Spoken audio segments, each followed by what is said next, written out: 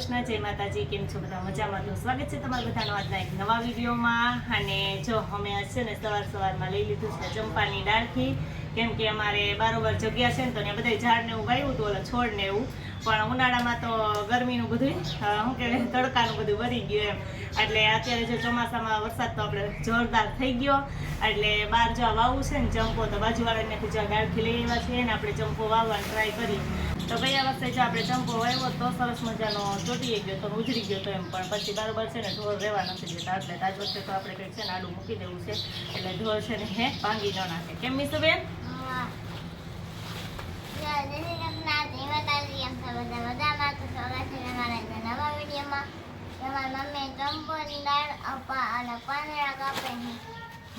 અને મીસુબેન ને આજે રજા છે. કા કેમ રજા છે? એ તો કે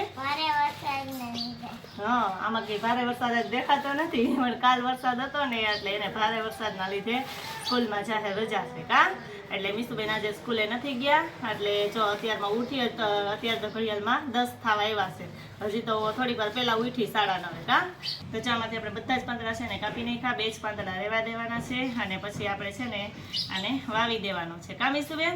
મીસુબેન એમ કે મમ્મી મારે જો આખી તો રે જો આ તું ભરાઈ રહ્યું સીડ વાળી, જો ચંપામાં નકરું છે ને સીડ નીકળે છે, એટલે જો આપણે આ વજન પાંદડાનું વજન થાય ને તો એ મળી જાય. એટલે જવી રીતે આપણે 2-4 ફોટા ફીટા છે ને પાંદડા સરસ રહેવા દીધા છે, અને બાકી આપણે ઊંડો ખાડો કરી અને બહાર છે ને વાવી દઈએ.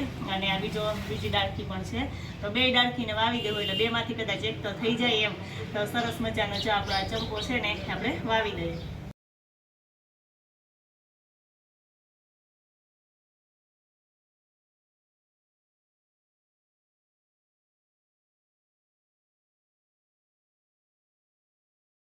તો જો બહાર આપણે ચંપો તો વાવી દીધો છે, અને આ છે અંજીરની ડાળખી. તો અંજીર આપણે વાડીએ વાવવાનું છે. અહીંયા તો જો બધી જગ્યા નથી, અને અહીંયા જો આપણે મોટું બધું અંજીર હતું તો મેં ઘણી વખત અંજીર આવ્યા ને તો બતાવ્યા હતા, જો એક પાકેલું અંજીર મસ્ત મસ્ત છે, અને કાચું જો કેવું સરસનું અંજીર છે, મસ્ત.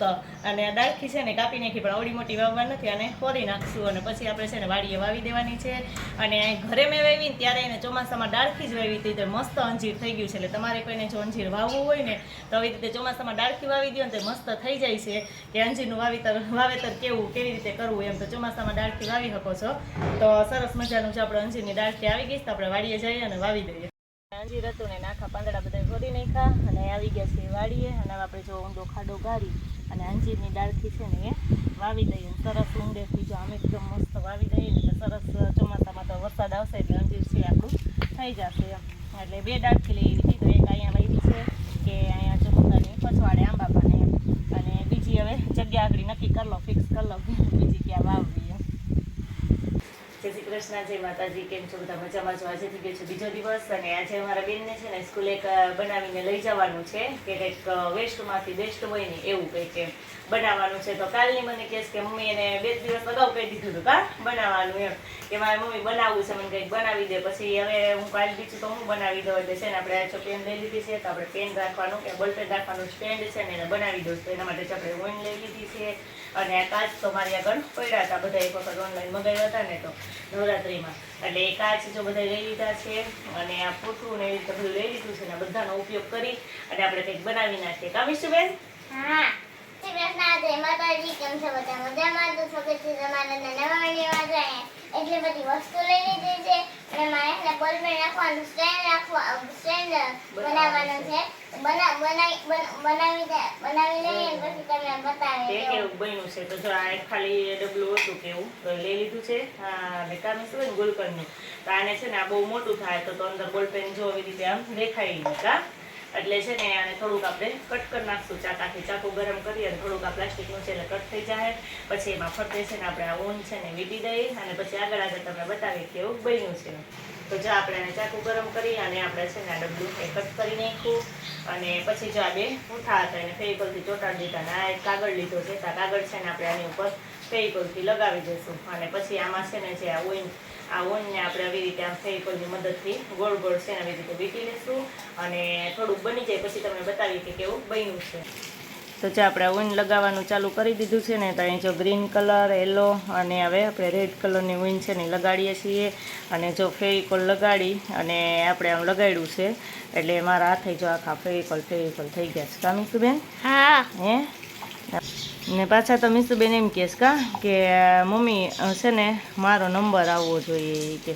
તો હવે આપણે જોઈએ કે મીસુબેનને આ બનાવી તો દઈએ છીએ. હવે મીસુબેનનું આ કેવું બને છે ને કેવું સરસ થાય છે. એમ તો જો છેલ્લે એક રેડ કલર બાકી છે ને તો આપણે રેડ લગાવી દઈએ, પછી થોડીક વાર એને સુકાવા દઈએ ને ત્યારબાદ આમાં કાચ ચોંટાડવા છે, એટલે કાચ છે ને આપણે પછી ચોંટાડીએ.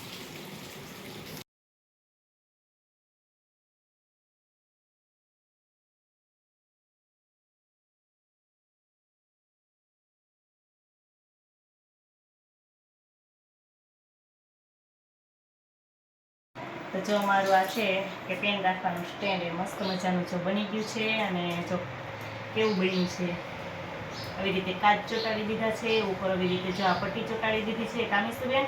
અને જો આ પોતું છે ને એમાં આપણે આ કાગળ લગાવી દીધો છે ને હવે ફેવિકોલ લઈ અને આપણે અહીંયા અને છે ને આમ ચિપકાવી દઈએ. અને પછી એમાં જો પેન છે ને એ પેન આવી રીતે આમ રાખી દેવાની.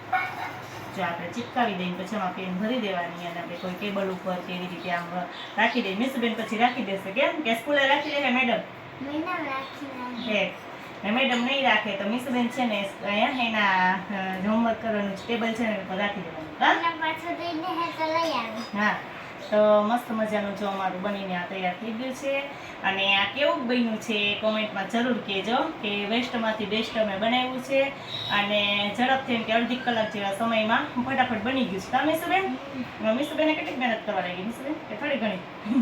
હે તારે જ બનાવવાનું હતું હો હે?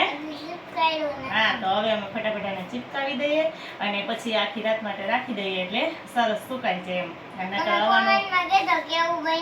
હા કેવું બન્યું છે કોમેન્ટમાં કહેજો કે જો કેવું લાગે છે એમ જરૂર કોમેન્ટમાં કહેજો. અને અત્યારે જો વરસાદી વાતાવરણ છે ને એટલે ફેવિકોલ એકદમ ઘડીકમાં ભેજવાળું વાતાવરણ હોય ને એટલે ચોટે નહીં, પણ એટલે જ આપણે ચિપકાવીને આખી રાત માટે મૂકી દઈએ એટલે સરસ મજાનું ચોટી જાય.